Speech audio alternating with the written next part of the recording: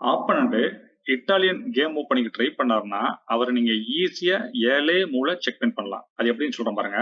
Italian game opening ஆனது அவர் E4 பண்ணுவாரு. நம்ம பதிலுக்கு இந்த மாதிரி பண்ணுவோம். அவரோட குதிரையை எடுத்து நம்ம அட்டாக் பண்ண வருவாரு.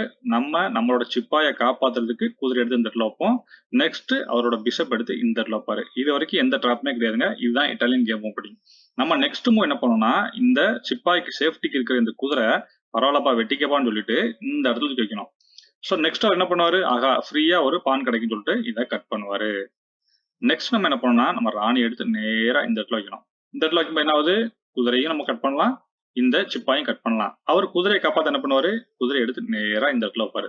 இந்த இடத்துல வச்சா என்ன ஆகும், நம்ம ராணியும் அவர் வெட்டலாம், பிளஸ் இந்த யானையும் வெட்டலாம். நம்ம என்ன செய்யணும், ராணியை காப்பாத்த நேரா இந்த சிப்பாயை எப்படி அட்டாக் பண்ணணும். இப்போ அவரோட நெக்ஸ்ட் மூவ் என்னது, ஒன்னு இதை கட் பண்ணலாம், இல்லை அப்படின்னா இந்த யானையை சேஃப்டி பண்ணலாம். ஒருவேளை இதை கட் பண்ணா என்ன பண்ணணும் அப்படிங்கிறத நான் ஃபுல் வீடியோல போட்டிருக்கேன். யானையை சேஃப்டி பண்ண இந்த மூவ் எடுத்தாரு அப்படின்னா நம்மளோட நெக்ஸ்ட் மூவ் என்ன பண்ணா இந்த சிப்பாயை அட்டாக் பண்ணிட்டு ராஜாக்கு செக் கொடுக்கணும். ஸோ நெக்ஸ்ட் அவருக்கு 2 வழி தான் இருக்கு செக்ல இருந்து காப்பாத்திருக்க. என்னலாம், ஒன்னு இந்த ராணியை தூக்கி வைக்கலாம், அப்படி இல்லை அப்படின்னா இந்த பிஷப் எடுத்து வைக்கலாம். ராணி எடுத்துங்க வச்சோம்னா நம்ம என்ன பண்ணுவோம், இந்த குதிரை எடுத்து ராணியை வெட்டுறதுக்கு வாய்ப்பு இருக்கு. ஸோ அதனால என்ன பண்ணுவாங்கன்னா ராணியை ஃபர்ஸ்ட் மூவ் பண்ண முடியாது. அதுக்கு பதில் என்ன பண்ணுவாரு, சிப்பாயை தான் எடுத்து வைப்பாரு. அப்படி வச்சுட்டாருன்னா நம்ம இந்த குதிரை எடுத்து இங்க வச்சோம்னா அவ்வளவுதான், செக்மேட்.